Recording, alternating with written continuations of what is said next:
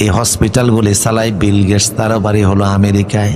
আমাদের জেলার ভিতরে প্রায় 8টা থানা আছে, এর মধ্যে একটা হলো মতলব দক্ষিণ থানা, ওইখানে একটা হসপিটাল আছে ICDDR, ডায়রিয়ার হসপিটাল। সারা জেলার অসুস্থ রোগীরা ওই হসপিটাল গিয়ে ভর্তি হয়ে চিকিৎসা নেয়। এমন শুধু চাঁদপুর জেলায় নয়, সারা বাংলাদেশে 4 জায়গায় আছে 4টা ICDDR। এই হসপিটালগুলি বাংলাদেশের সরকার চালায় না, বাংলাদেশের কোনো NGO চালায় না। এই হসপিটালগুলি চালায় বিল গেটস, তার বাড়ি হলো আমেরিকায়। 1-2 বছর নয়, 40টা বছর যাবৎ চালাইতেছে। বাংলাদেশে কোনো সরকারি হসপিটালে আপনি চিকিৎসার জন্য গেলে অন্তত 5 টাকার একটা টিকিট আছে না নাই?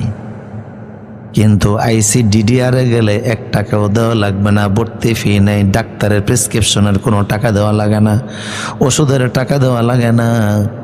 এমন শুধু বাংলাদেশে নয়, পৃথিবীর 148টা দেশে আছে। এই হসপিটালের যাবতীয় খরচ বহন করে বিল গেটস। দুঃখের বিষয় হলো লোকটা ইমানদার না, বেঈমান। এত বড় ভালো কাজ করার পরেও আল্লাহর জান্নাতের গ্যারান্টি নাই। কিন্তু যারা কালেমা পড়ে মুসলমান হয়ে ইসলামকে ধর্ম বলে স্বীকার করে নিয়েছেন, ওদের জন্য জান্নাতের গ্যারান্টি আছে না নাই?